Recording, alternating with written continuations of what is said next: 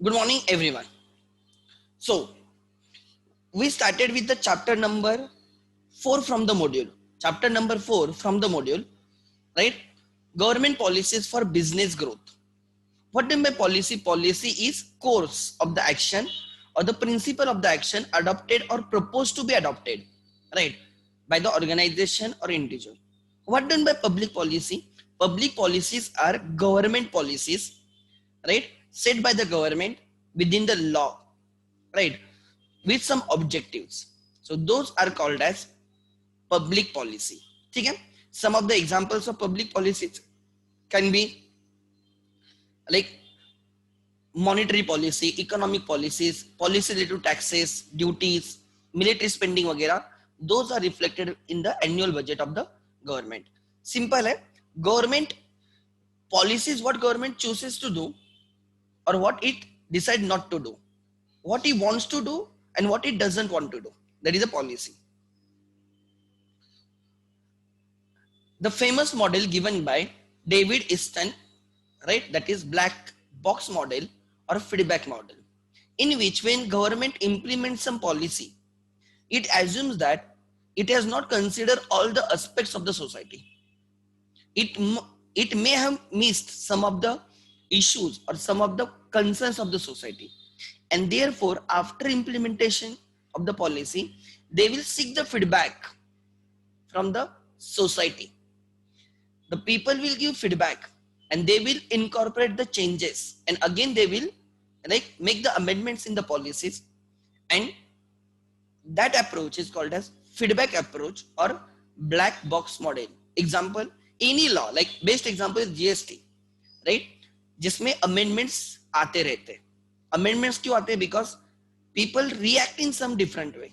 कभी कभी ऐसा होता है गवर्नमेंट का इंटेंशन कुछ होता है एंड लॉ पॉलिसी कुछ इंटेंशन के साथ बनाई जाती है, लोग कुछ अलग करते हैं. तो to right the action of the people may defeat the cause of the or the purpose of the objective of the policy. So to avoid that, government may commit the amendments. So government seeks feedbacks from the public and accordingly they incorporate, right, those feedbacks and accordingly they makes the amendment. That process is called as policy reforms. उसको क्या बोला जाता है? Policy reforms, and that is black box model or feedback model given by David Easton. Right. हमने देखा, right, there are 3 definitions. More than that, all the definitions talks about the features. First feature of the public policy, it is a goal oriented. Every policy, public policy set up by the government within the jurisdiction of the law, right. Every policy is set with some objective, with some goal, with some vision, with some mission, right. So public policies are goal oriented. Goal can be anything, like to create employment in the rural India, इसलिए MNREGA, right, to allow every citizen to open account in the bank and therefore Jan Dhan Yojana, to promote, right, the women welfare, like इसलिए वो सुकन्या समृद्धि योजना. Example, like लड़कियों को पता होगा वो, right, you have to deposit some amount, I think for some 10 or 12 years, right, initial में, और बाद में वो डबल हो जाएगा कॉर्पस आपका. ऐसे कुछ तो एक योजना है, Sukanya Samriddhi Yojana. To avoid the complication of the indirect taxes and therefore GST. To link all the benefits of the government, all things, to a unique number and therefore Aadhaar bill. Try to understand. To remove the black money from the circulation and therefore demonetization. Obviously policy के plus points भी होंगे, negative point भी होंगे. Objective plus था, positive था, कभी कभी उसके निगेटिव साइड इफेक्ट्स भी हो सकते हैं. आप दवाई लेते हो कोई डिसीज क्योर करने के लिए, उसके साइड इफेक्ट्स भी होते हैं, सिमिलर. सो माय पर्पस बोल रहा है, it is a goal oriented, right. Establishment of, right, और passing the competition commission act 2002 to regulate the competition, healthy competition को लाइक सपोर्ट करने के लिए, एंटी कॉम्पिटिटिव एग्रीमेंट्स को प्रोहिबिट करने के लिए, राइट, कंज्यूमर्स के बेनिफिट के लिए. पर्पस देखो, समझ में आ रहा है? SEBI to regulate the capital market, to protect the interest of investors, insurance regulatory authority like and development authority 1999, purpose to protect the interest of the policy holders and to regulate the insurance sector and to develop it as well at the same time. RBI 1935 में establish हुआ under RBI act 1934, 1994 49 में nationalise हुआ और तब आ गया banking regulation act 1949. What is the purpose? To control, regulate the like banking system in India and form the monetary policies. Every policy has some objective, some goal. So it is always a goal oriented. Result of collective action. It is not an individual action only of the government. All the machinery of the government, from top to bottom, everyone gets involved in implementing the policy. पहले वो feedbacks देते हैं policy के लिए और बाद में उसको इंप्लीमेंट करते हैं एंड फिर they seek the feedback and उसको इनकॉर्पोरेट करते हैं, चेंजेस लाते हैं. Even common public is involved in the implementation of the policy. जैसे lockdown, you can take an example. Everyone from prime minister to like common man, everyone was involved and was supporting the government. Try to understand. So that is a policy, right? Everyone has forgotten their differences and just for the sake of the country they came together and they followed the lockdown. हाँ, बाद में lockdown extend हुआ तो there like दोनों views आने लगे. Those people जिनको काम करने के लिए बाहर ही जाना है, they don't have option, right? They started opposing it. Obviously ये डेमोक्रेसी तो दो व्यूज रहेंगे ही रहेंगे. तो धीरे धीरे गवर्नमेंट ने उनके कंसर्न्स को एड्रेस करके, राइट, लॉकडाउन डिक्रीज किया या उसको ओपन कर दिया, राइट? तो try to understand. So it is a collective action. Multiple factors, you have to consider multiple factors, right?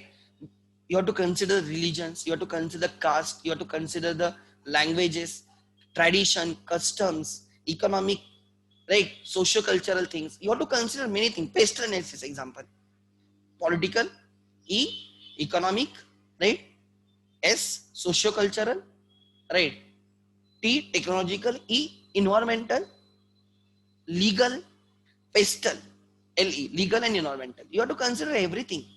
What will the impact of your policy? So you have to consider many factors.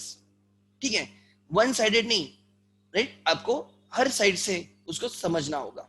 Then you should implement the policy. Government driven, yes, government forces it. Government asks everyone to follow the policy. Government driven. Like in India में आप left road से left side से चलते हो, वही अगर foreign में जाओगे तो राइट साइड से चलते, बराबर ना? सो इंडिया में वो पॉलिसी है, तो उस पॉलिसी के हिसाब से इंडिया में, राइट, जो हमारा स्टीयरिंग होता है और बाहर जो स्टीयरिंग रहेगा जिस साइड पे, पूरा अपोजिट होगा. सो कंपनी वही है, बट इंडिया के लिए दे consider the policies of India and accordingly they make the changes in their product. बहुत सिंपल एग्जांपल है, कुछ हेवी एग्जांपल नहीं है. सो right, try to understand, you have to like government driven policies. Then multiple forms, it takes like a different forms. It can be a law, it can be a directives, it can be just a request, formal request by the government or organizations. ठीक है?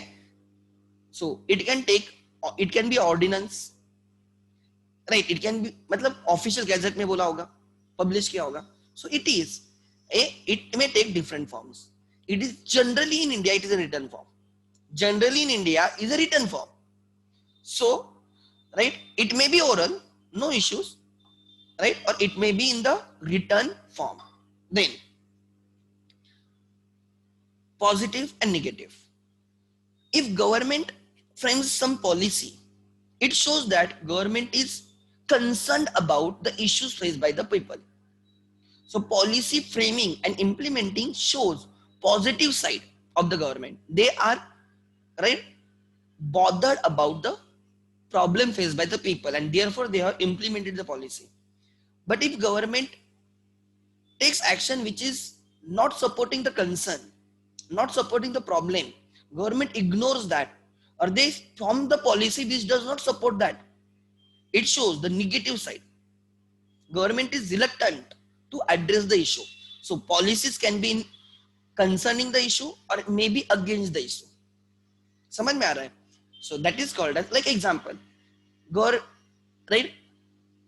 CA fraternity or generally commerce fraternity is asking for the extension in the due date.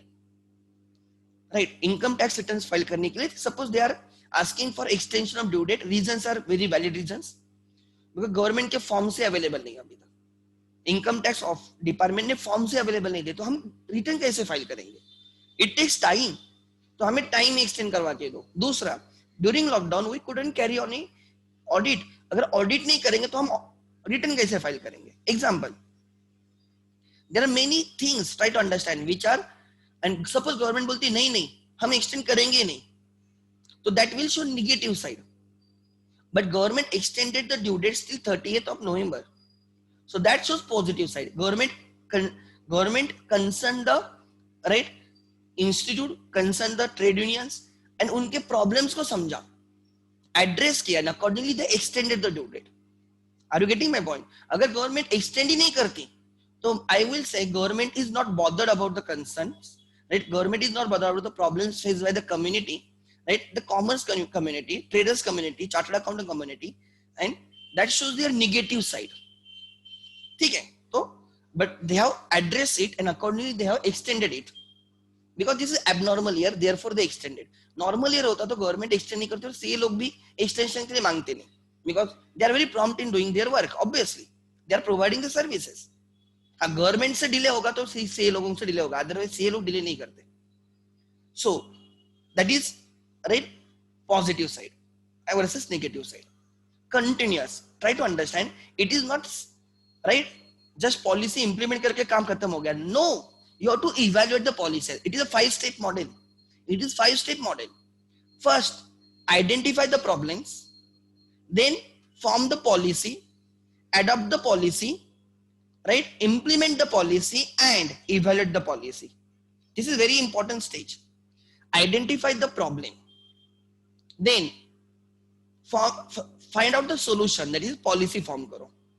Then adopt the policy, उसके लिए आपको law form करना होगा. You have to pass the law suppose. Then उसको implement किया जाएगा. Like 1930, देखो ना कितना simple है. 1934 में RBI Act पास हो गया. चलो ब्रिटिश काउंसिल ने किया होगा बट पास हो गया. बट इम्प्लीमेंटेशन कब से हो गया? 1935 से हो गया. Are you getting my point? जैसे नाबार्ड, मैंने बोला इंदिरा गांधी के गवर्नमेंट में हुआ. 1979 में मैंने वहां पे आई थिंक ईयर्स मैंने डिलीट किया. 1979 में the government, right, Indira Gandhi government insisted RBI to look into this matter कि rural development and agriculture development के लिए आप कुछ तो अलग करो, कुछ तो सोचो out of the box. And therefore RBI appointed a committee. That committee studied everything and they give their report दिया उन्होंने, उनके रिकमेंडेशन दिए. And according to that it was decided there should be a separate institution, agency which will give 100% focus, and that was a NABARD. And फिर NABARD Act आ गया and right 1982 में, and almost 1982 के end में NABARD functional हो गया. So पहले act आएगा, फिर उस एक्ट में अगर कोई इंस्टीट्यूशन वगैरह की जरूरत है तो उसको ये किया जाएगा, कमीशन किया जाएगा, उसको इंप्लीमेंट किया जाएगा. Try to understand. Are you getting my point or no? So 1934 में आरबीआई एक्ट आ गया. 1935 में राइट आरबीआई का गठन किया गया, इस्टेब्लिश किया गया. सो वो बोला जाएगा पहले पॉलिसी अडॉप्ट होगी, फिर उसको इंप्लीमेंट किया जाएगा. फिर ध्यान देना, इंप्लीमेंटेशन के बाद काम हो गएगा? काम नहीं. जैसे बाद में ये पता चला कि RBI is overburden, right, therefore they decided to right start a NABARD, a separate entity. जैसे नेशनल हाउसिंग बोर्ड जो हाउसिंग सेक्टर्स को जो ये देते हैं ना loans, HDFC limited, HDFC bank limited is a subsidiary of HDFC limited. ये मैंने पहले भी बोला होगा आपको. I was a employ of the HDFC limited, parent company. तो the company, it was not a bank. We didn't accept the deposits from the public. HDFC bank deposit accept करती, HDFC limited नहीं. HDFC limited, जब HDFC right अलग बनी, ICICI HDFC बनी है, try to understand. ICI के एक employ ने छोड़ के, डायरेक्टर ने छोड़ के एचडीएफसी स्टार्ट की थी, पारेख चार्टर्ड अकाउंटेंट, तो he started right HDFC. And वो एचडीएफसी का काम खाली क्या था कि उन्होंने तब समझा कि इंडिया में लाइक होम के लिए लोन की जरूरत रहेगी, हाउसिंग लोन का बहुत डिमांड रहेगा इंडिया में। He had that vision and for that purpose he started A separate right bank, that bank बोलते हो आप, एचडीएफसी बैंक बोलते हो, एचडीएफसी लिमिटेड। एंड धीरे धीरे एचडीएफसी लिमिटेड इतना ट्रस्ट गेन किया कि they started with HDFC bank, अलग बैंक स्टार्ट कर दी, एचडीएफसी सिक्योरिटीज है, एचडीएफसी सेल्स है, इंश्योरेंस है, तो अलग अलग उन्होंने उनके सब्सिडीज कंपनी स्टार्ट कर दी। Company grew, it is one of the most trustworthy bank in India right now, along with ICICI, HDFC, Axis, Kotak, they are trustworthy banks. सबसे ऊपर एचडीएफसी है, सबसे ऊपर। किसको भी लोन नहीं देते, देना इसलिए नहीं देते, I have work with them, मुझे पता है बहुत कंजर्वेटिव है लोग, देना इसलिए, बिजनेस करने इसलिए बिजनेस नहीं करते। एक बार एचडीएफसी लोन मिलेगा ना तो आपको कोई भी बैंक लोन देगी, इतनी आपकी क्रेडिट वर्दीनेस होती है, बिकॉज एचडीएफसी वाले इतना चेक करते हैं। जनरली एनपीए का रेशियो सबसे कम एचडीएफसी का, NPA non performing asset, bad debts. तो मैं आपको एग्जांपल दे रहा हूं, एंड उसके लिए like HDFC limited is in housing finance, DHFL पता होगा आपको, Dewan housing finance limited, Shahrukh Khan ad करता है, it is just for the housing finance. वहां से आपको पर्सनल लोन नहीं मिलेगा, आपको कार लोन नहीं मिलेगा, एजुकेशन लोन नहीं मिलेगा, आपको खाली वहां पे right house loan and loan against the property, lap loan against the property, या टॉपअप बोलते हैं, टॉपअप लोन, जैसे रिचार्ज करते हो टॉपअप होता है, एडिशनल रिचार्ज, वैसे एडिशनल लोन उस प्रॉपर्टी पे मिलेगा। उसके लिए नेशनल हाउसिंग बोर्ड है, आरबीआई नहीं रेगुलेट करती उनको, डीएचएफएल को एंड ये एचडीएफसी को आरबीआई नहीं रेगुलेट करती, उनको नेशनल हाउसिंग बोर्ड है। सिंपल एग्जांपल दे सकता हूं, अभी लॉकडाउन जब लगा अप्रैल में, मार्च एंड में, तो banks were open, but this HDFC limited office was closed because it is not a bank. तो राइट उन्होंने बैंक्स को अनुमति दी थी, मतलब एचडीएफसी बैंक चालू था, एचडीएफसी लिमिटेड का ऑफिस बंद था। Then national housing board came up with their policies की ये भी इंपॉर्टेंट है राइट हाउसिंग के लिए, तो आप इनको भी परमिशन दे दो, government give them permission. And almost एक वीक के बाद ये ऑफिस स्टार्ट हो गया, DHFL in HDFC. Try to understand, HDFC limited is different, जिनका बोर्ड रेड होता है, एंड एचडीएफसी लिमिटेड उनका ब्लू होता है। एचडीएफसी बैंक लिमिटेड का ब्लू रहेगा, it is a subsidiary of HDFC limited. HDFC start किस लिए की गई थी, फॉर हाउसिंग, एंड धीरे धीरे उनको पता चला हमारे पास कस्टमर्स आ रहे, इतनी हम अच्छी सर्विस दे रहे, तो हम बाकी भी सर्विसेज इंक्रीज करेंगे, and therefore they came up with subsidiaries. ठीक है, तो ट्राई टू अंडरस्टैंड, मैं आपको एग्जांपल दे रहा हूं। सो बाद में पता चला कि राइट हाउसिंग के लिए अलग होना चाहिए, तो उन्होंने नेशनल हाउसिंग बोर्ड बना दिया, पूरा आरबीआई पे प्रेशर नहीं डाला। एग्रीकल्चर रूरल के लिए अलग होना चाहिए, नाबार्ड बना दिया, आरबीआई के ही अलग अलग बच्चे ऐसे बोला तो भी चलेगा आपको, राइट। सो ये एक बार आरबीआई बना दिया, एक हमने इंप्लीमेंट की पॉलिसी, लॉ पास किया, फिर हमने उसको इंप्लीमेंट किया, एंड उसको हम इवैल्यूएट भी करते आए, परफॉर्मेंस कैसा है, कोई कंसर्न्स है क्या, उसको कैसे एड्रेस किया जाएगा, एंड धीरे धीरे right comes with new problems, you have to find the new solutions through amendments. ठीक है, so that is the right process of right public policy formation. Now we have to understand, यहां तक हमने कल किया था, there are types of the public policy. In your module you will find 3 public policies specifically, and distributive policy is given somewhere else. तो मैंने चारों को साथ में रखा है, ठीक है। What do you mean by regulatory policy? Regulatory policy regulates particular sector or particular industry.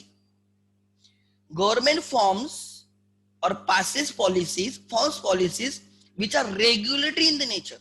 RBI. It is through policy only. SEBI, CCI, insurance, ERDA, Insurance Security Development Authority of India. Try to understand. NABARD, right, Industrial Finance Corporation of India, AFCI, First Development Bank of India, IDBI. बाद में IDBI को 1990 में spin off कर दिया इन SIDBI and IDBI को commercial bank कर दिया.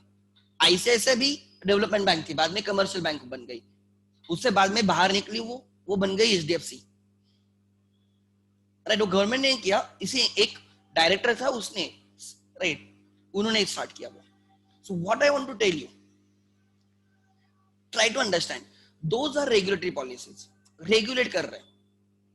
Like example, like there is like food corporation of India, वो फूड लाइसेंसेस वगैरह, होटल्स वगैरह उनको राइट रेगुलेट करते. लाइक जब मैगी का प्रॉब्लम हुआ था, there was excess content of lead, तब इसी कॉर्पोरेशन ने उन पे एक्शन ली थी कि राइट आपके मैगी में वो एक्सेस कंटेंट है, therefore right it is injurious to the health. Example cigarettes वगैरह, उस पे राइट बड़े नाम में, बड़े अक्षर में लिखना चाहिए, it is injurious to health. यही तो कॉर्पोरेशन है, यही तो इंस्टीट्यूट है गवर्नमेंट की जो ये मैंडेटरी कर रही है. तो they regulate the sector, they regulate the particular sector. ऐसे policies which regulate the particular sector is called as regulatory policy. Facilitative policy means वो policies which provides help to businesses or sector are called as facilitative policies. Like government announces packages. Like example, during lockdown, like micro, small and medium enterprises faced a big challenge. There was a financial crunch, financial crisis. Therefore, government come with the package for them. Government ने उनको subsidy दी, उनको कम rate में loan दिया. Example, government ने announce किया, मिला नहीं मिला वो अदर पार्ट है, मैं पॉलिसी की बात कर रहा हूं, इंप्लीमेंटेशन की बात नहीं. So try to understand. So ये जो पॉलिसी है, it is helping the government, government is helping the businesses, right. Micro, small, medium enterprises के लिए पैकेज अनाउंस किया. जो आशा वर्कर्स है, who are actively taking part to fight against the corona, Asha worker बताए आप लोगों को. लाइक जो नर्सिंग स्टाफ है, जो दिन रात काम कर रहा है हॉस्पिटल्स के साथ, उनके लिए अलग पैक, उनके लिए इंश्योरेंस अलग, हेल्थ इंश्योरेंस अलग. गवर्नमेंट ने खुद वो किया. अगर कुछ होता है उनको प्रोवाइडिंग दिस सर्विसेज, तो government will cover their life like a facilitative in the nature. Are you getting my point? Government tries to help these people. Then restrictive in the nature, restrictive policy in the nature, restrictive policy, they restrict something like lockdown. You are restricted from coming outside, you are restricted to going to office, you are restricted from opening your offices or shops unless and until right their necessity. So restrictive policy, the lockdown is the best example of the restrictive policy. Government restricts you to carry on a particular activity. Strictly prohibited, prohibited, restrict, prohibit अलग and restrict अलग. Restrict बोलो. Some restrictive policies. Example, right? If you form a association, हमने partnership में देखा था, maximum number of partners is not given in the partnership act, it is given in the companies act. Right, section 464 if you remember, under which any association which has more than 100 persons has to be company, right, has to be company. बाद में उन्होंने उसको 50 कर दिया. So you cannot form a partnership with more than 50 members or partners. So government has restricted that. You cannot do that. Another example, last year Kerala, Andhra Pradesh government, state government banned right doctors working in the government hospitals to carry on their private practice. Ban कर दिया, proper ban. Maharashtra में it is not banned. Maharashtra में आपको पता भी होगा, there are many government right office, government hospitals में जो डॉक्टर्स काम कर रहे हैं उनकी प्राइवेट प्रैक्टिस भी होता है, उनका प्राइवेट क्लिनिक भी होता है. Last year itself, right, Andhra Pradesh government banned that practice. Government में बैन, जो स्कूल से कॉलेजेस में टीचर सिखाते हैं उनको प्राइवेट ट्यूशन लेने से बैन कर सकते हैं, बिकॉज दैट में क्रिएट डिसएडवांटेज. वो स्कूल में नहीं सिखाएंगे और बोलेंगे हमारे पास क्लासेस लगाओ. That can happen. अभी तक ऐसे फॉर्मली बैन नहीं है, फॉर्मली बैन नहीं है. Try to understand. Government may ask schools and colleges to take less fees during this lockdown period, because schools and colleges, right, जिन जिन चीजों के लिए आप फीस पे करते हो, लाइक आप लाइब्रेरी के लिए फीस पे करते हो, आप कंप्यूटर लैब के लिए फीस पे करते हो, आप स्पोर्ट्स के लिए फीस पे करते हो, ये बहुत सारी फीस वो आपसे लेते हैं. आपने चलन देखा होगा आपका, नहीं देखा तो देखो, हर कॉलेज का ऑलमोस्ट सेम चलन रहता है. आप किन किन चीजों के लिए फीस पे कर रहे हो, बट उसमें से बहुत सारी चीजें अभी वो बच्चे यूज नहीं कर रहे, तो you should not take. Government ने बोला है, गवर्नमेंट ने बोला है, रिकमेंड किया है, इंप्लीमेंट नहीं किया है, बिकॉज गवर्नमेंट के ही, राइट, ये that belongs to the state government, right, government वालों के ही स्कूल्स वहां पे, मतलब गवर्नमेंट स्कूल नहीं बात कर रहा हूँ, जो पॉलिटिशियन उनके ही संस्था है. तो अगर वो लाते हैं कि नहीं, you will not charge this fees, tuition fees ले लो खाली. Try to understand, tuition fees ले लो. Don't take that library fees, don't take that computer lab fees, don't take that gymkhana fees, वो मत लेना. अगर ऐसे पॉलिसी लाते हैं, that will be restrictive policy. Why will they restrict to do something, to carry on some activity? Example, right, अगर government says कि China के एप्स हम अलाउ नहीं करेंगे, it is a restrictive policy. Try to understand, restriction डाल रहे वो. Lockdown is a best example. Andhra Pradesh government का मैंने एग्जांपल दिया आपको, right. Doctors in a government hospital can not carry on, अगर मिलेगा उस पर स्ट्रिक्ट एक्शन ली जाएगी. रिस्ट्रिक्टिव पॉलिसी, ठीक है. Then distributive policy, government provides welfare, distributes, like आपको स्वस्थ धान्याची दुकान, पब्लिक डिस्ट्रीब्यूशन सिस्टम, पब्लिक को लेस रेट में फूड आइटम्स या फूड मटेरियल, या आप उसको बोल सकते हो, राइट, ऑयल वगैरह अवेलेबल करवा के देना, केरोसिन वगैरह. डिस्ट्रीब्यूटिव पॉलिसी, गवर्नमेंट स्कॉलरशिप देती है, फ्री शिप देती है बच्चों को, सब्सिडीज देती है. Try to understand, to the businesses they distribute. That policy is called as distributive policy. ठीक है.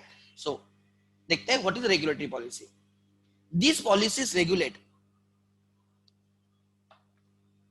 the activities of particular sector of the economy. They, right, regulate activities of particular sector of the economy. The regulator checks deviation in set practices and policies. तो they will, right, set out the policies, and अगर कोई deviate करता है उस policy को, they will take the action. So they will, right, keep eye on the, like, implementation. वो regulate करेंगे, interfere नहीं करेंगे, वो रेगुलेट करेंगे. अगर कोई डेविएट करता है उस पॉलिसी को, कुछ अलग करता है, तो उस पर एक्शन ली जाएगी. Then generally regulatory policies is laid down by the independent organization that work on behalf of government, like SEBI, right, like CCI, like RBI, NABARD, right. These are the best examples of आपके syllabus में. So regulate, government do not regulate, government appoints a agency, right. अभी, right, आप देख रहे हो news में वो रिया वगैरह सब चल रहा है, उसमें लाइक ड्रग्स को रेगुलेट करने के लिए एक अलग अथॉरिटी है. समझ में आ रहा है, नार्कोटिक्स, तो they regulate that. So now they are looking into that. So there is a regulators, एक इंडिपेंडेंट बॉडी होती है. Example, so it is, right, laid down by independent, underline that, independent organization that work on behalf of government. Some examples of the regulators are the Reserve Bank of India, the SEBI, the insurance, right, IRDA, etc. And these are some of the list. I don't know ये open हो गया नहीं होगी.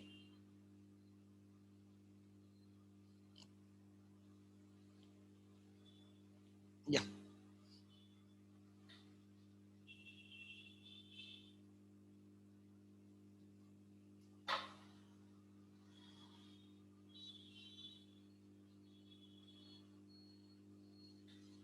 So now you can see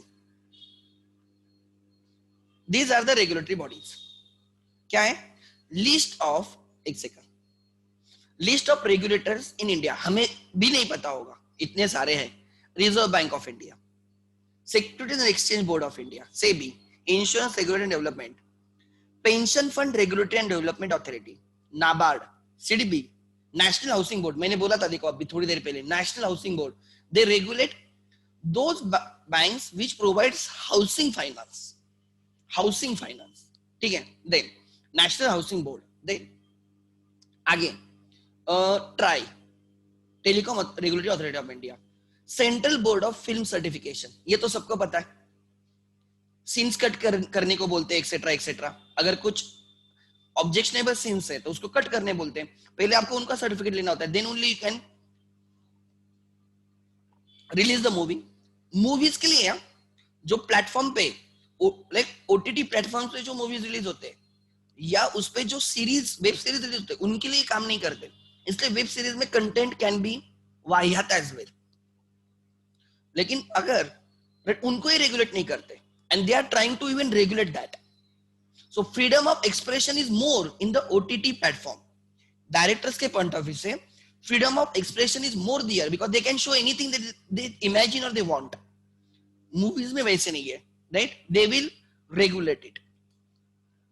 Then आगे अच्छा कहाँ पे थे हम वो. Then these are the examples, तो आपको क्लिक हो जाएगा, ठीक है. उसके बाद let me check. Oh, take a second. Financial Stability and Development Council, Food Safety and Standards Authority of India, right? Then Bureau of Indian Standards, Advertising Standards Council of India. Media को भी control करने वाली body है, but that is of no use. India में उसका कोई काम ही नहीं. There is no body to regulate the media. तो देयर इज अ डिमांड कि ये जो बायस नहीं चल रहा है, कोई कांग्रेस की साइड ले रहा है, कोई बीजेपी का काम कर रहा है, मतलब दे आर लाइक कार्यकर्ता ऑफ द. अब रिपब्लिक देखोगे तो आपको लगेगा कि ये प्रॉपर कार्यकर्ता है, और एनडीटीवी देखोगे लगे तो आपको ये प्रॉपर कार्यकर्ता है. देयर आर राइट, वहां पे news channels are almost owned by directly और indirectly by the political parties and they are propagating their agenda. तो उसको कंट्रोल करने के लिए, because it is the fourth pillar, try to understand, media is the fourth pillar. But वो pillar ही अगर collapse हो गया तो economy will collapse, country will collapse. किसी के भी फेवर में हो, किसी की भी, आप बोलोगे गवर्नमेंट के फेवर में हो तो प्रॉब्लम क्या है? Something should be unbiased. Try to understand, कोई चीजें अनबायस्ड होना सबके लिए अच्छा होता है. ट्राई टू अंडरस्टैंड, डिफरेंट है लेकिन ऑब्जेक्टिव सेम है. Gandhi ji adopted some different root, Bhagat Singh adopted some different route, Subhash Chandra Bose adopted some different route, but their common objective independence. Try to understand, and therefore we respect everyone. हाँ, हम किसी को ज्यादा respect करते हैं, किसी को कम कर सकते हैं, बट हम उनको राइट बोलते कि उनका गोल सेम था. तो उन्होंने बोला भी हमारे वेज अलग अलग है, गोल सेम है. वैसे मीडिया का होना चाहिए. There is no regulatory authority who will regulate the media. तो there is a demand from a section of the society which are actually aware. कोई लोग होते कांग्रेस को सपोर्ट करने वाले, कोई बीजेपी को, और कोई होते न्यूट्रल. ये लोग बोलते हैं कि ये क्या चल रहा है, राइट? तो and as a person, as a Indian, हमें क्या चाहिए? हमें अनबायस्ड मीडिया चाहिए. सब everyone wants unbiased media. No one wants NDTV and it's also right Republic, both. So unbiased होना चाहिए. जैसे आपके आईसीआई एग्जाम में किसी बच्चे को ज्यादा मार्क्स दे रही है और किसी को कम मार्क्स दे रही है, आपको अच्छा लगेगा क्या? नहीं. वैसे ही सेम है कि ICI is independent, they don't know you, they know WRO number. Paper लिखते तो भी आपका डब्ल्यूआरओ नंबर भी बाहर नहीं आता है, पूरा बारकोडिंग रहता है. एग्जामिनर जो पेपर चेक कर रहा है वो अनबायस्ड है, क्योंकि उसको पता नहीं वो अच्छा कौन पेपर लिख रहा है. Unbiased is always good. Indian cricket team में जो सिलेक्शन होता है वो किस पे होता है? कैलिबर पे होता है. अगर उसमें अगर आप बायसनेस डाल दोगे तो चलेगा क्या? नहीं. तो team will not perform. Similarly कोई चीज है, मैं बोलता हूं अनबायस्ड होना इज ऑलवेज गुड. एंड देख के समझ में आता है कि media is at least not unbiased. वो करेक्ट करे रॉन्ग करने इसकी बात नहीं कर रहा हूं. They are not biased. Unbiased नहीं है, वो बायस्ड है. कोई भी ले लो. सो उसके लिए कोई रेगुलेटर नहीं है. आ जाएगा, right? Modi will definitely do that. That is damn sure, but वो होना चाहिए आगे। Food safety and standards authority of India, right, यहां तक थे हम लोग। देखो ना, दीज आर मेनी एग्जांपल्स जो आपको समझ हेल्प करेंगे समझने के लिए। Insolvency, right, and bankruptcy code of India, ये मोदी गवर्नमेंट ने लाया है। Insolvency and bankruptcy board of India recently, right, उन्होंने बैंक्रप्सी कोड ही चेंज कर दिया पूरा, right. So these are some of the regulators in India. These are the, right, major regulators, right. नीचे भी एग्जांपल्स है, नीचे भी एग्जांपल्स है, राइट। सो मैंने सिंपल लिंक दी थी, राइट, विकिपीडिया की। तो these are some of the examples of regulatory policies, ठीक है। Next, facilitative policies. Facilitating policies are those that facilitate an activity. Conductive policies toward development of micro, small, medium enterprises, startups, etc. Startup India, right? Example, Make in India. Make in India. We welcome foreign companies. Come, we are ready to give you, right, opportunity. हम आपको help करेंगे. Make in India. Red carpet छाया है हमने foreign companies के लिए आने के लिए. इन्वेस्ट इन इंडिया, ठीक है. So make in India, startup India, example, right. Formation of national skill development corporation to develop the skill set of the public. There is a, right, national skills development corporation. So ऐसे they help the sector, they help the public, right, or they help a particular activity. Then restrictive policies. Restrictive policies curtail all the benefits in some particular issue. Example, protective custom duties are imposed to protect Indian products. Protective custom duties, right, Indian domestic products को protect करने के लिए हम heavy custom duty लगाते हैं import पे. So people import नहीं करेंगे, लोकली परचेस करेंगे. So that is restrictive. Then ban on liquor sale. Example, ban on production and the sale of cigarettes. वो ई सिगरेट से कंसेप्ट आई थी ना बीच में, ई सिगरेट्स बैन कर दी ना गवर्नमेंट ने, ऐसे कुछ तो हुआ था बीच में. सीतारामन ने अनाउंस किया था ना कि ई सिगरेट बैन करना है. ई सिगरेट ही बैन हुई ना, बच्चों को पता होगा. साहिल, क्या बैन हुआ रे? ई सिगरेट बैन की ना इंडिया में. कौन सी सिगरेट बैन की? I think e cigarette ban हुई है. तो राइट, हाँ, ई सिगरेट बैन हुई है. Then lockdown two, like example, Gujarat में sale of liquor is banned, बराबर ना. Lockdown to fight against the corona is a restrictive policy. Another example, export of onions. अभी रिसेंट ओनियंस अभी Modi ji government ने अभी किया है. Then right, ban on private practice by right government doctors working in government hospitals. Doctors working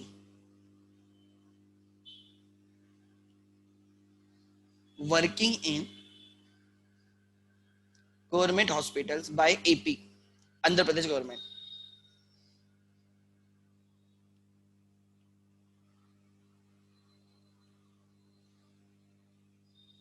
By AP government, Andhra Pradesh government. Restrictive. And then last one is, right, then last one is your which policy, right, distributive policy. देखते हैं distributive policy क्या है. एक second ना खाली.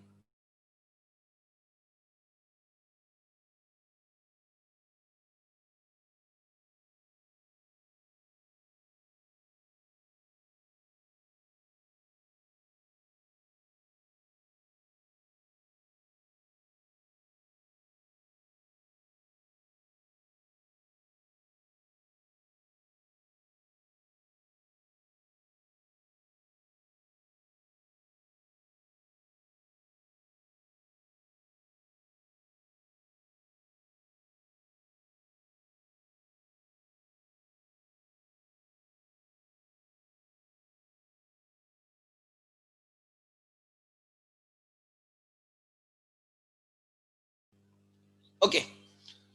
Then distributive policies. These policies are meant for specific segment of the society. Right. Generally, आप बोल सकते हो, right? Subsidy. Example, LPG subsidy. Right? Scholarship, free ships. आप समझ सकते हो. Public distribution system. ठीक है. Then प्रधानमंत्री आवास योजना, उसमें भी सब्सिडी मिलती है, but for the affordable housing. एक लिमिट है, उसके आगे नहीं होना चाहिए. हाउस की वैल्यू, उसका एरिया बढ़ेगा तो वैल्यू भी इंक्रीज होगी, तो गवर्नमेंट देती है subsidy. So these policies are meant for specific segment of the society, right? These mainly include all public assistance and the welfare programs, right? Public distribution to the people below the poverty line, BPL, right? Public welfare, justice for women, right? Health services, then adult education program, food relief, social insurance, like etc. ये जो सब चीजें हैं, right? They are distributive in the nature. They distribute the benefits. ठीक है? So that is distributive policy. So there are 4 types of the policies. ठीक है? Then आगे next important point is public policy in India. Who frames the public policy? आप बोलोगे government, but India is a federal structure, right? India में federal structure follow होता है. मतलब क्या? Central government forms the laws for the entire country. At the same time state governments forms the laws, right, for the respective state. There is a central list and there is a state list. ये आपको पता होगा. Some of the subjects are the part of the central list, जो central government उसके लिए laws बनाती है, and some of the right subjects are part of the state list, जिसके लिए स्टेट गवर्नमेंट लॉज बनाता है. सो इंडिया में 2 लेवल्स पे लॉ होते हैं. एक सेंट्रल लेवल पे होता है सेंट्रल गवर्नमेंट, जो पान इंडिया एप्लीकेबल रहेगा, एंड दूसरा होता है स्टेट लेवल्स के लिए. लाइक एग्जांपल, गुजरात में liquor sale is a ban, Maharashtra में नहीं है. जैसे आंध्र में अभी मैंने एग्जांपल दिया अंडर रिस्ट्रिक्टिव पॉलिसी में, कि वहां पे प्राइवेट डॉक्टर्स को सॉरी जो गवर्नमेंट हॉस्पिटल डॉक्टर करते हैं उनको private practice is ban. Maharashtra में वैसे नहीं है. You can find may be कुछ ऐसे परफेक्ट पॉलिसी नहीं है. Try to understand. So कोई policies, right, state to state vary होती है, स्टेट टू स्टेट वेरी होती है. Try to understand. वही GST all over India same है. Are you getting my point? Because that is under central government. पहले VAT, हर state government का अलग अलग वैट होता था. ये बहुत कितना मुश्किल होता होगा इंटर स्टेट ट्रांजैक्शन के लिए. महाराष्ट्र गुजरात के ट्रांजैक्शन के लिए कितना मुश्किल होता होगा. तब वो फॉर्म एच आता था कुछ तो, right. So state to state vary होते कोई पॉलिसीज, एंड कोई पॉलिसीज यूनिफॉर्म होते हैं, because they are drafted by central government. India follows federal structure.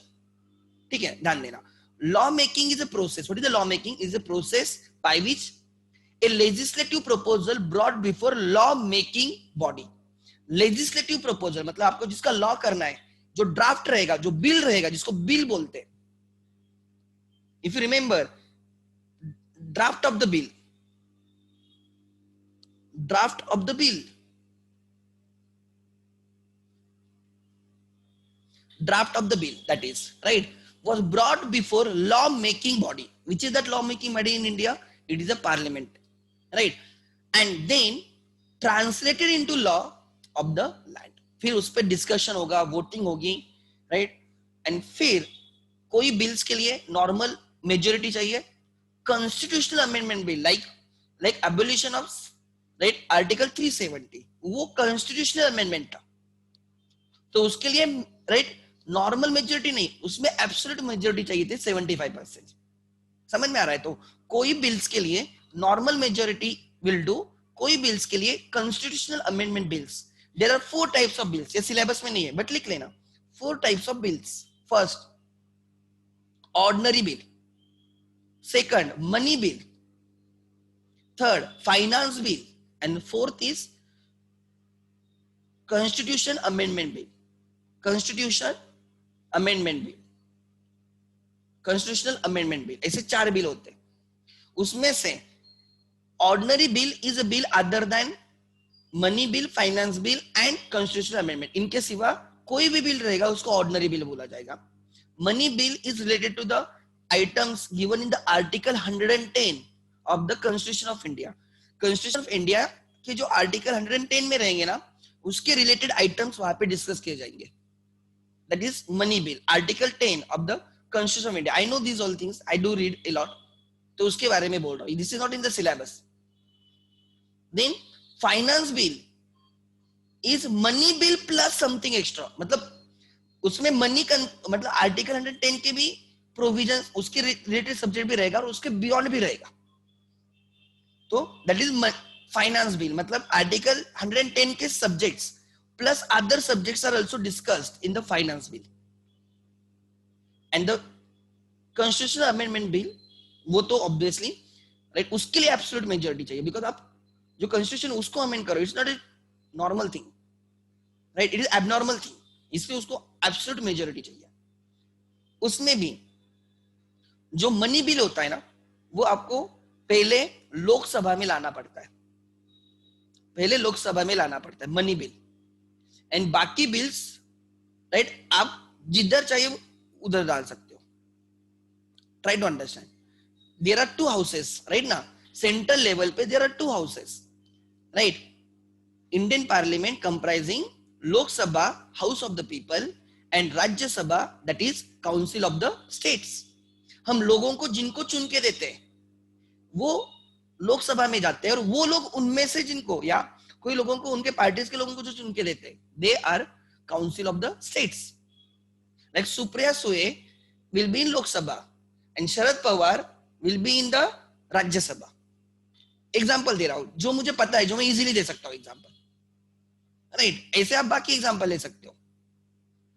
Then right respective state, her state के रहता है right state legislature like comprising Vidhan Sabha and Vidhan Parishad.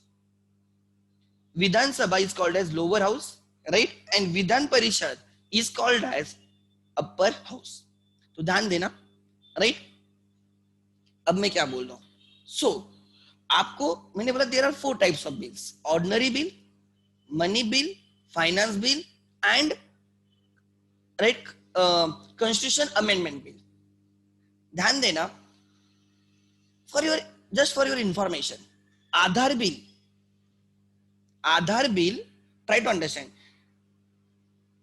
was introduced as a money bill by the BJP government because उनकी तब लोकसभा में majority थी, उनकी राज्यसभा में majority नहीं थी. तो उन्होंने क्या किया, पहले उन्होंने बोला कि जिधर पहले तो लोकसभा का अपने पास मेजॉरिटी ना, तो वहां पे बिल इंट्रोड्यूस करेंगे. Money bill is to be introduce in the Lok Sabha, पहले लोकसभा में करना होता है.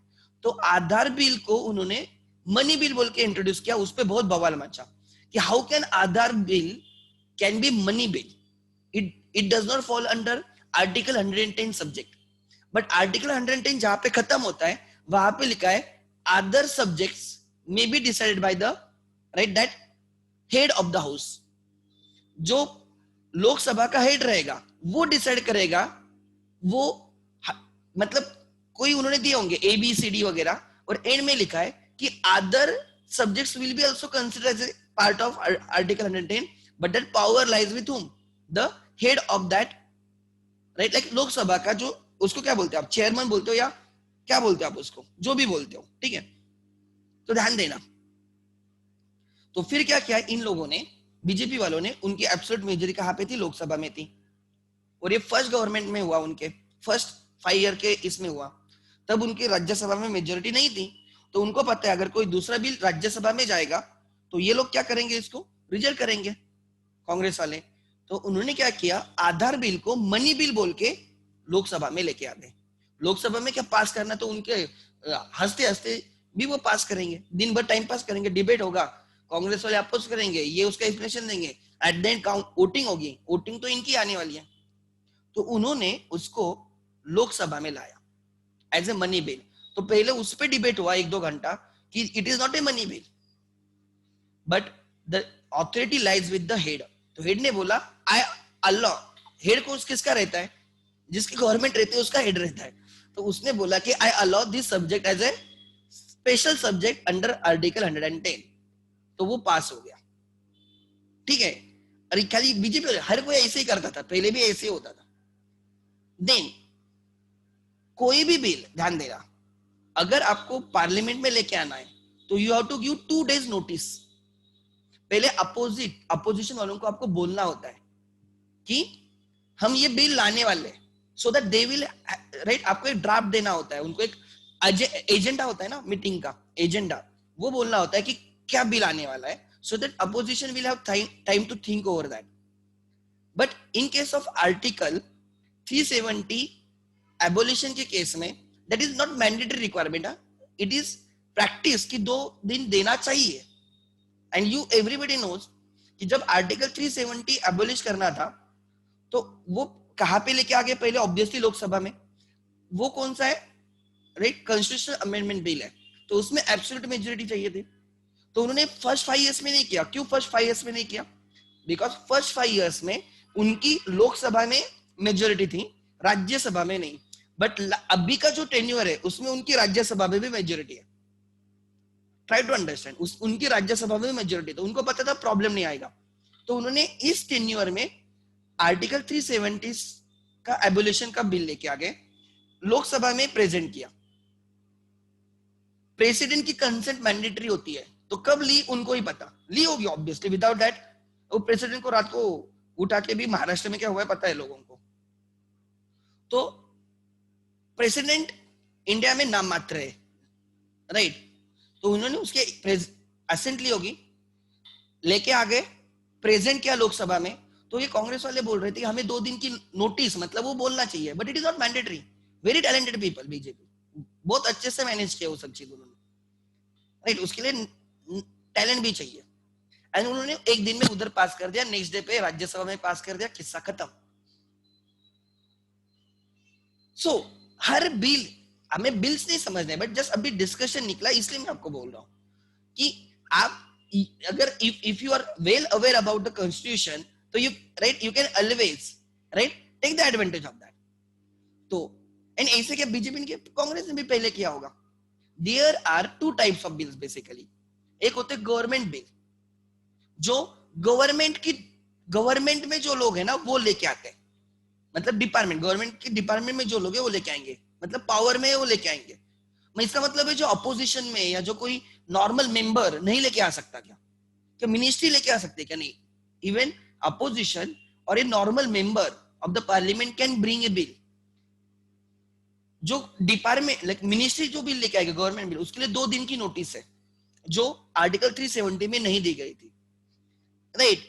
एंड बाकी बिल के लिए 1 मंथ की नोटिस है। अगर कोई नॉर्मल एमएलए वगैरह कोई भी जो भी है, खासदार वगैरह, वो जो बिल लेके आएगा not through government, on his own, तो उसको 1 मंथ की नोटिस देना मैंडेटरी है। वरुण गांधी, पता होगा आपको, Varun Gandhi has brought a bill to make the changes in people's representation act, जो पॉलिटिकल पार्टीज को गवर्न करती है। पॉलिटिकल पार्टीज को गवर्न करने का जो एक्ट है वो पीपल्स रिप्रेजेंटेशन एक्ट है। उसमें चेंजेस की पॉलिटिकल पार्टीज ने ये सब चीजें डिस्कस करनी चाहिए। उसने एक प्रपोजल लाया था, all parties unanimously rejected it because it required all the parties to disclose some things जो उनके हित में नहीं था। वरुण गांधी ने लाया था, he was from BJP, but he didn't brought it through government, उसने खुद होके लाया था। BJP as well as Congress, देखो उनका फायदा तो साथ में आता है, ये भी समझ लेना तुम लोग, राइट। झगड़े नहीं करने का कभी पॉलिटिक्स की वजह से। जब उनका फायदा है, उनको पता है ये बिल पास होगा तो सबका नुकसान होगा, तो यूनानिमसली रिजेक्टेड। चाहे तो गूगल पे जाके सर्च करो वरुण गांधी का वो बिल, राइट। उसने अमेंडमेंट प्रपोज किए थे, स्ट्रेट अवे रिजेक्ट किया गया। वहां पे कांग्रेस के इतनी जगह पे अपोज करते, तो वहां पे उन्होंने क्यों नहीं अपोज किया? नहीं किया उन्होंने भी। और बीजेपी का तो वन साइडेड है यार, तो इजीली पास कर सकते, उन्होंने भी नहीं किया। ट्राई टू अंडरस्टैंड, ये चीजें समझना इंपॉर्टेंट है। ये कभी ऐसे न्यूज वाले नहीं बोलेंगे, तो उनको भी पता होना चाहिए ऐसे भी कुछ चीजें होती है। You are student, you are learning, तो यू शुड लर्न एवरीथिंग। हर चीज आपको पता होनी चाहिए कि कैसे चीजें मैनिपुलेट भी की जा सकती है. सो एक मैंने आधार बिल का बोला, आधार बिल, हाँ it is good for the nation definitely, मैं ये नहीं बोल रहा हूं, बट उसको लाया कैसे, दिमाग से, right. 370 good for the nation, लाया कैसे, दिमाग से, राइट. वही वरुण गांधी का, it was also good for the nation but not good for the parties, all the parties, वो तृणमूल हो, कांग्रेस हो, एनसीपी हो या बीजेपी हो या कोई भी हो, सबने उसको अपोज किया, स्टेट अवे रिजेक्ट. बिकॉज अगर वो बिल पास होता तो सब पार्टीज को डिस्क्लोज करना पड़ता, which was not good for them. ठीक है, तो जब भी झगड़े करोगे तो मैंने जो स्टेटमेंट बोला है ना वो समझ लेना. जब हाथ मिलाने तो they will come together, and जब झगड़े करने तो झगड़े भी करेंगे. तो यू शुड अंडरस्टैंड. लोग रिलेशन खराब करते हैं पार्टीज की वजह से, पॉलिटिक्स की वजह से, दैट शुड नॉट, राइट, वो नहीं होना चाहिए. देन सो अब हम ये देख रहे हैं लॉ मेकिंग बॉडी. इंडिया में लॉ मेकिंग बॉडी कौन है, right. Law making is a process by which legislative proposal brought before a law making body, right, and then it is translated into law by the, like, as a law of the land. Law is an effective part of government policy. एक बार वो law बन गया तो वो policy effective हो गई. It depends on the society to decide which issue should be enacted. Society पे depend करता है. Society will give the representation. उसको कितना सुनेंगे God knows, right, God knows. Then but बोला जाता है कि सोसाइटी के हिसाब से, right, society will decide, like consumer is a king is only in theory, वैसे ही society will decide which law should be prepared, should be formed and implemented, is a theory. ठीक है, आगे. India is a democracy having federal structure, having which structure, federal structure of the government, means laws are made at two levels, separately at a different levels, by union government for the whole country and by the state governments to respective states, right, as under. देखो, central government and state government, central level पे जो laws बनेंगे that are applicable to whole country, right, and they are passed through Lok Sabha and Rajya Sabha. ठीक है. State level पे जो law बनेंगे they are applicable to respective state, right, they are passed through Vidhan Sabha and Vidhan Parishad.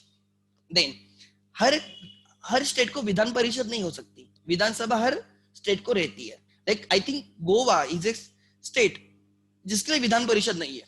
I need to check, right, इतना मुझे नहीं पता, but एक एग्जांपल मैं बोल सकता हूँ, राइट.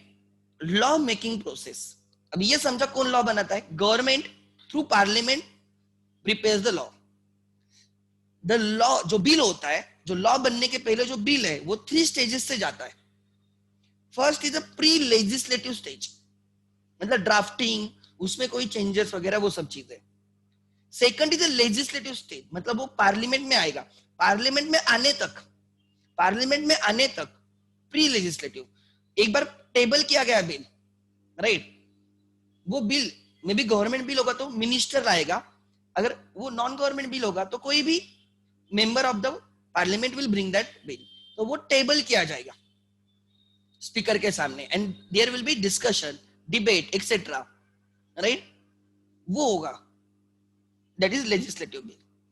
एंड फिर उस पे डिस्कशन होगा, opposition as usual will criticise, government will force, and therefore कुछ तो उनमें डिस्कशन होके अगर अपोजिशन बहुत स्ट्रांग है तो बिल पास होगा, अगर अपोजिशन स्ट्रांग नहीं है तो वो रिकमेंडेशन के लिए कमेटी के, स्टैंडिंग कमेटी के पास जाएगा.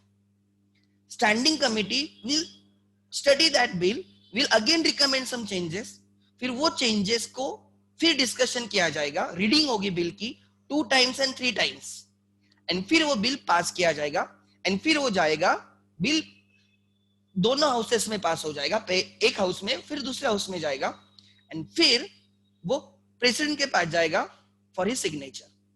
President has a right except money bill, except money bill बाकी बिल्स के लिए, एक्सेप्ट मनी बिल बाकी बिल्स के लिए president has a right, he may sort some like he may give some recommendations and he may send the bill back, but फिर वैसी process से जाएगा, बट सेकंड टाइम वो रिजेक्ट नहीं कर सकता, उसको एक्सेप्ट ही करना होगा, एंड फिर उसका इंप्लीमेंटेशन होगा, that is post legislative part. So bill passes through three. Actually ये बहुत डीप डिस्कशन है, बट जितना मॉड्यूल और जितना हमारे लिए इंपॉर्टेंट है वो मैंने लिया है. सो फर्स्ट स्टेज इज, पहले क्या होगा, कैबिनेट अप्रूवल होगा. एग्जांपल, राइट, पहले कैबिनेट मीटिंग्स वगैरह होंगी, पहले वो इश्यू डिस्कस किया जाएगा, बिल ड्राफ्ट किया जाएगा, उस पर कंटेंट बनाया जाएगा, और वो कैबिनेट मिनिस्ट्री में कैबिनेट मिनिस्टर्स वगैरह उस पर डिस्कस करेंगे, राइट. वो सब चीजें कंसिडर करेंगे एंड फिर उस ड्राफ्ट को कैबिनेट अप्रूव करेगा. फिर वो बिल कैबिनेट मिनिस्टर पार्लियामेंट में टेबल करेगा. He will introduce that bill in the parliament. वो फर्स्ट रीडिंग करेगा, वो बोलेगा क्यों इसकी जरूरत है वगैरह वगैरह सब चीजें. ठीक है. ऑब्वियसली ये बिल की नोटिस 2 दिन पहले सबको दी जाती है. ठीक है, मिनिमम 2 पहले देना होता है.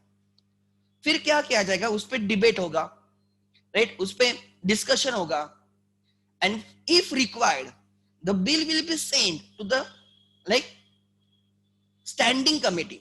वो सिलेक्ट कमेटी नहीं, वो स्टैंडिंग कमेटी होना चाहिए. ओके, मैं उस पर आता हूं, राइट. The bill will be right given to the standing committee. Committee रहेगी, उसमें गवर्नमेंट के में जो वो रहेंगे, अपोजिशन वाले रहेंगे, दोनों ऐसे दोनों मिला के कमेटी बनेगी. फिर that committee will discuss the bill on their own. They have to give the recommendation everything. So they may suggest some changes. फिर वो चेंजेस इनकॉर्पोरेट करने के बाद फिर वो पार्लियामेंट में, राइट, सेकंड रीडिंग होगी, थर्ड रीडिंग होगी.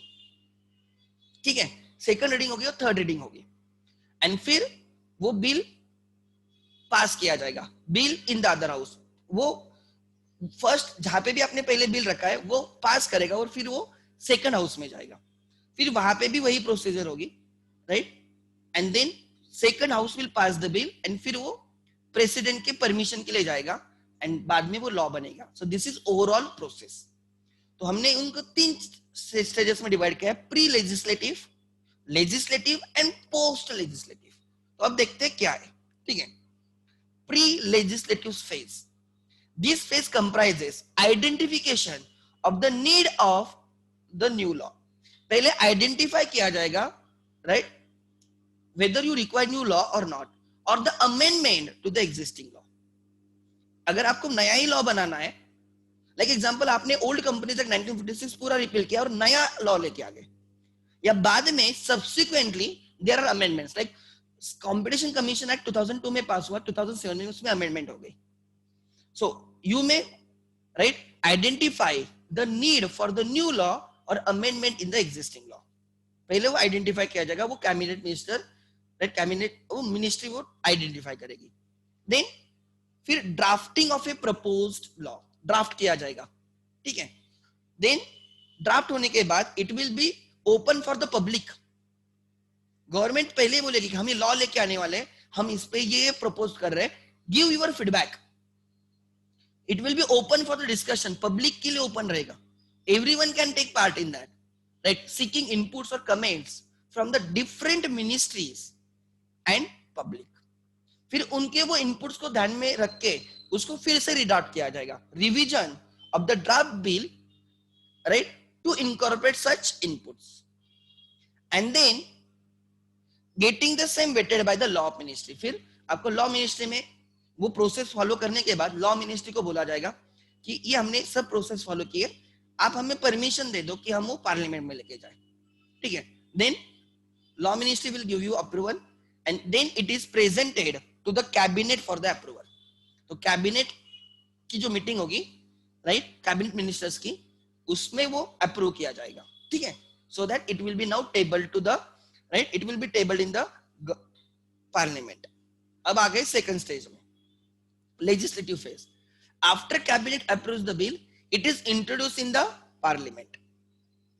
On introduction of the bill, the minister of the concerned department may send notice demonstrating the intention that bill may be moved. वो 2 दिन पहले ही बोल देगा, बिल मिनिमम 2 दिन है. ठीक है. Bill may be moved, considered and passed, be referred to the select committee. अच्छा, select committee है, select committee of the house or the joint committee of both the houses, or for like taking the public opinion. मतलब क्या होगा, वो पहले ही बोलेगा कि हम एक प्रपोजल है, ये लॉ हम पास करने वाले हैं, ये अमेंडमेंट पास करने वाले हैं, तो उस पर डिस्कशन होगा।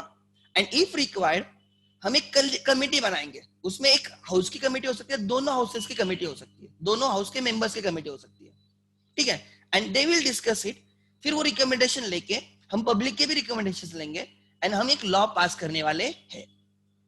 Then again, after the bill has been introduced, the presiding officer of the concerned house, which is speaker of Lok Sabha and chairman of Rajya Sabha, जो भी right presiding officer है, can refer the bill to the concerned standing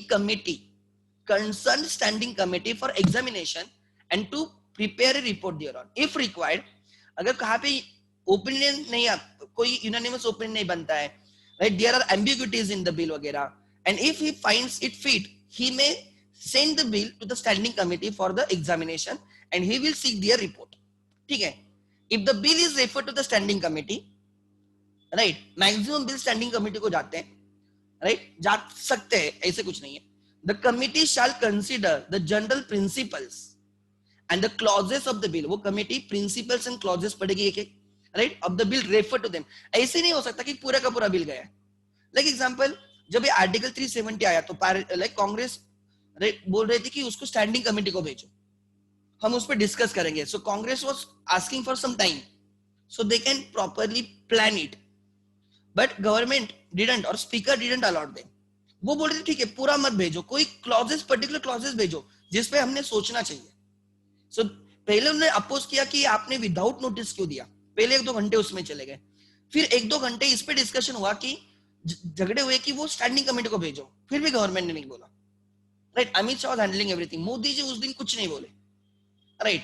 then फिर 2-3 घंटे इनमें ये झगड़े हुए कि कोई क्लॉजेस से हमें दिक्कत है, उसको स्टैंडिंग कमेटी को भेजो, एंटायर बिल या सम क्लॉजेस।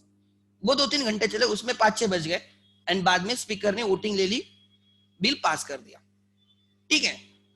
सो ये तब होता है जब आपके पास एब्सोल्यूट मेजोरिटी होती है, अदरवाइज नहीं हो सकता। तो उसमें कभी ना कभी अपोजिशन को आपको समझना ही पड़ता है। सो ऐसे फेजेस है, तो आप पूरा बिल भेज सकते हो या सम ऑफ द क्लॉजेस भेज सकते हो, एंड फिर वो स्टैंडिंग कमेटी उस जो भी उनको रेफर किया गया है उसको स्टडी करेंगे, right, and accordingly they will prepare their report, they will give the suggestion. If the bill is referred to the standing committee, the committee shall consider the principles and the clauses of the bill, refer to them and make report thereon, ठीक है। The house votes on the bill with the amendments, वो जो उन्होंने बोला है वो changes करके, right, house will vote, right, with the amendments if any। If the bill is passed in one house, then it is sent to the other house for its approval and the passing। एक house से दूसरे house में जाता है। If second house does not accept within 14 days, if second house does not accept the bill within 14 days, या तो उनको reject करना है या तो एक्सेप्ट करना है, 14 दिन का टाइम दिया गया है। if they don't take any action within 14 days, it is assumed that they have accepted, और आगे चला जाता है प्रेसिडेंट के पास। 14 डेज का क्लॉज है। आगे कहां पे लिखा नहीं है, मैं आपको बोल रहा हूं खाली। पोस्ट लेजिस्लेटिव फेज, फिर दोनों हाउसेस ने उसको क्या कर दिया, एक्सेप्ट कर लिया। अब किसके पास जाएगा, प्रेसिडेंट के पास जाएगा। once the bill is passed by both the houses, a copy of the bill is sent to legislative department of the Ministry of the Law and Justice for the scrutiny। वो जो bill दोनों houses में पास हो गया, फिर उसको कहां पे भेजा जाएगा, right, like ministry of law का एक डिपार्टमेंट है, लॉ मिनिस्ट्री का एक डिपार्टमेंट है, लेजिस्लेटिव डिपार्टमेंट, वो ड्राफ्टिंग वगैरह सब चेक करेंगे for scrutiny. For your information, you will laugh, article 370 का जो बिल पास हुआ था, जब दोनों हाउसेस में पास हुआ तो कहां पे गया, लेजिस्लेटिव डिपार्टमेंट में गया। किसके लिए, वो बराबर है यार, स्पेलिंग एरर्स वगैरह।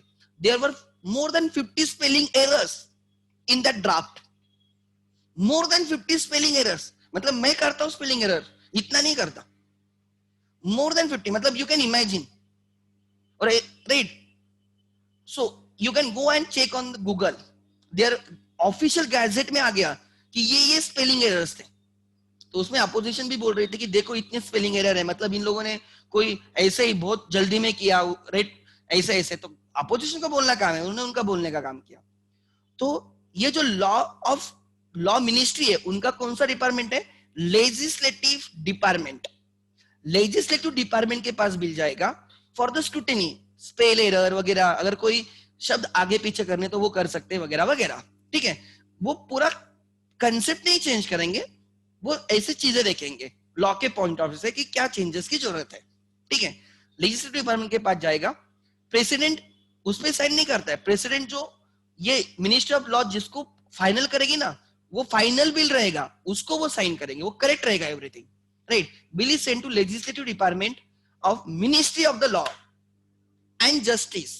Ministry of law and justice के पास जाएगा, उनका लेजिस्लेटिव डिपार्टमेंट उसको स्क्रूटिनाइज करेगा, मतलब प्रूफ रीडिंग जिसको बोलते हैं, प्रूफ रीडिंग होगी, अच्छे से एक बार प्रूफ रीडिंग होगी।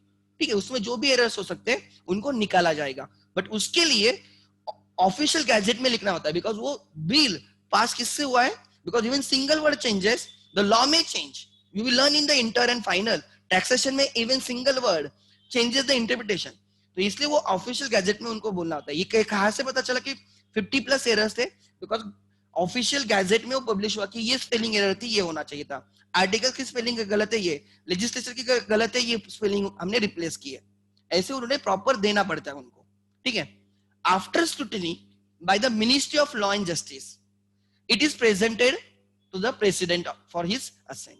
फिर जाएगा प्रेसिडेंट को, डायरेक्टली नहीं जाएगा, लॉ मिनिस्ट्री के थ्रू जाएगा। ठीक है, पहले भी बिल आते टाइम लॉ मिनिस्ट्री के थ्रू आया और जाते टाइम भी लॉ मिनिस्टर के थ्रू जाएगा। ठीक है, आगे the president has the right to seek the information and clarification about the bill and may also return it to the parliament for reconsideration. ये कब होता है पता है? जब नई गवर्नमेंट आती है तो जो प्रेसिडेंट रहेगा वो जनरली पुराने गवर्नमेंट ने अपॉइंट किया होता है, तो ऐसे केसेस में वो प्रेसिडेंट में रिजेक्ट, बट वो एक ही बार रिजेक्ट करता है, बार बार नहीं कर सकता। ठीक है, सो ऐसे ऐसे इंडिया में इंसिडेंट हुए हैं व्हेन कांग्रेस वाज देयर। ठीक है, आगे may also return it to parliament for reconsideration after the president gives assent, right? The bill is notified as an act. उसने बोल दिया तो हो गया। तो क्या प्रोसेस है? 3, pre legislative, legislative and the last one is post legislative. Pre legislative में क्या होगा, राइट? बिल का पहले देखा जाएगा कि क्या जरूरत है, नीड देखा जाएगा नए लॉ की या अमेंडमेंट की। लाइक कंपनीज एक्ट में कितने सारे अमेंडमेंट्स आए होंगे, 1956 के एक्ट में कितने सारे अमेंडमेंट्स थे, बट अमेंडमेंट कर करके इतना बड़ा लॉ हो गया और वो इरिलेवेंट हो गया। तो गवर्नमेंट ने डिसाइड किया, right, ministry of corporate affairs ने डिसाइड किया कि यार ये लॉ अब रिपील करते और नया एक अच्छा वाला लॉ लेके आते जो करंट सिनेरियो को मैच भी करेगा। And they found the need of a new law, तो उन्हें नया लॉ लेके आ गए, राइट। फिर उसको वो ड्राफ्ट करेंगे, पब्लिक ओपनिंग के लिए रखेंगे, प्रॉपर उस पर डिबेट होगा, पब्लिक विल गिव देयर, एक दो दिन के लिए नहीं रहता है, for a long period of time वो वहां पे रहेगा। Public has to give their opinions and वो ओपिनियंस कंसिडर करके उसको रीड्राफ्ट किया जाएगा। फिर ये प्रोसेस फॉलो की, ये दिखाने के लिए like law of ministry and justice के पास हो जाएगा, they will approve the process and फिर वो कैबिनेट मिनिस्टर की मीटिंग होगी, उसमें वो बिल वो लोग ड्राफ्ट अप्रूव करेंगे। फिर वो कहां पे जाएगा, राइट, पार्लियामेंट में जाएगा। जब पार्लियामेंट में जाएगा तो उसके पहले आपको नोटिस देनी होती है मिनिमम 2 days की। मैंने बोला it is not mandatory but is a practice, it is a practice, tradition बन चुकी है। यू में वायलेट दैट, जैसे आर्टिकल 370 में गवर्नमेंट थॉट कि हमें नहीं देनी तो उन्होंने नहीं दी। ठीक है, it is a practice hold on. So right, वो जो कंसर्न मिनिस्टर है जो बिल टेबल करने वाला है, राइट, वो बोलेगा पहले कि क्या पर्पस है वगैरह वगैरह, मतलब एक नोटिस जाएगी सबको ऐसे पकड़ के चलो, एक ड्राफ्ट जाएगा बिल का, हम ये डिस्कस करने वाले हैं, राइट। एंड फिर उस पर डिबेट होगा, उस पर डिस्कशन होगा, पूरा बिल या some clauses of the bill will be sent to the select standing committee, उसके पास जाएंगे एंड दैट उनका रिपोर्ट आने पे उसको अमेंड करके उसकी second reading and third reading होगी। ठीक है, एंड सेकंड रीडिंग मतलब क्या, वो हाउस लोकसभा में उसकी सेकंड रीडिंग होगी, राइट। थर्ड रीडिंग चाहे तो आप राज्यसभा के ले लो, वहां पे वो बिल रीड किया जाएगा, दोनों हाउस वो बिल पास करेंगे एंड फिर वो फिर से like minister of law and justice के पास जाएगा for the scrutinising proof reading.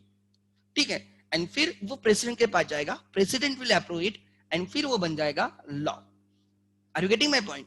And फिर उस पे खाली उतना काम नहीं करना है, उस पे उसमें अगर कोई चेंजेस की जरूरत है तो वो भी चेंजेस किए जाएंगे, अमेंडमेंट्स किए जाएंगे टू योर नॉलेज।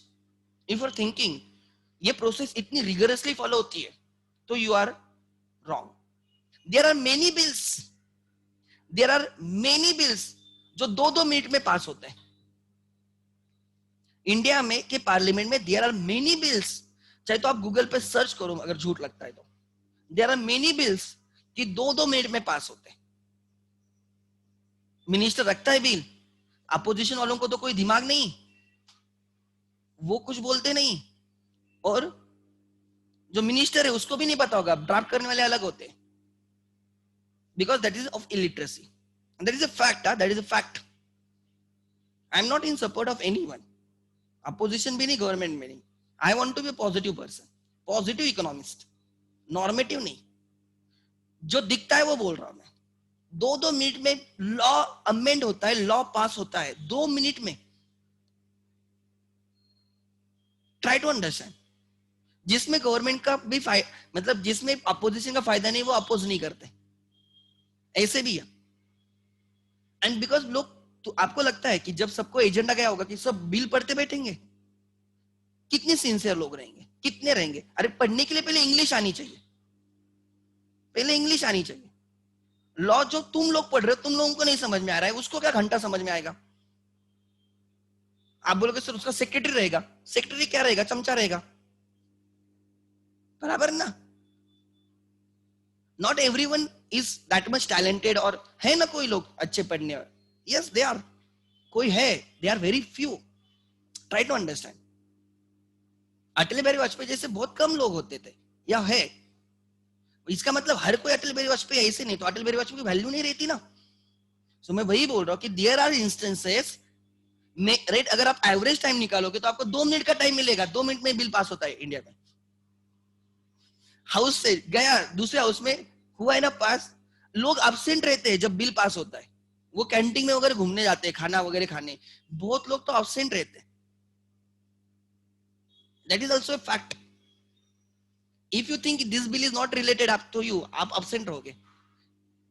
कितने बार हुआ है ये एनसीपी कितने बार एब्सेंट रहते हैं उनके मेंबर्स? बहुत बार। इन द, मैं यूनियन गवर्नमेंट की बात कर रहा हूँ, मतलब वहां पे पार्लियामेंट, इंडियन पार्लियामेंट में many times no one is there to ask the questions. And जब इलेक्शंस होते हैं तो we ignore everything. Everyone is a culprit, everyone is a culprit, मैं तो यही मानता हूँ। And the victims are we, जो हम एक दूसरे में झगड़े करते हैं। So this is the thing, जो हम चीजें कंट्रोल नहीं कर सकते उस पर डिस्कशन नहीं करना चाहिए। someone says there was a 52 errors in that, 50 plus थे। there is a notification also available on the Google। मैं एक इसकी बोल रहा हूं, बाकी भी ऐसे कि खाली इसमें ऐसे नहीं, बाकी भी इसमें बहुत रहेंगे।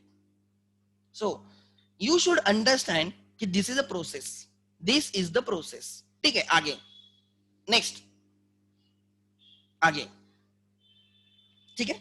सो यहां तक हमने आज किया, लॉ मेकिंग प्रोसेस हमारी हो गई। सो अब हमारा क्या बाकी है, राइट, ये हो गया। Then from tomorrow we will do reforms. हमें 3 रिफॉर्म समझने, जैसे मैंने पहले ही बोला, लिबरलाइजेशन, ग्लोबलाइजेशन, एक 2 लाइन का है।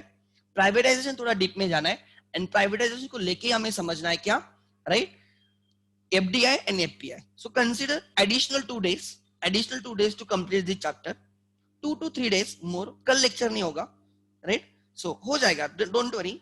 Number of slides are more, मैंने बहुत सारा कंटेंट उसमें मेरे एंड से भी ऐड किया है, राइट, हो जाएगा, डोंट वरी एट ऑल। ठीक है, आगे।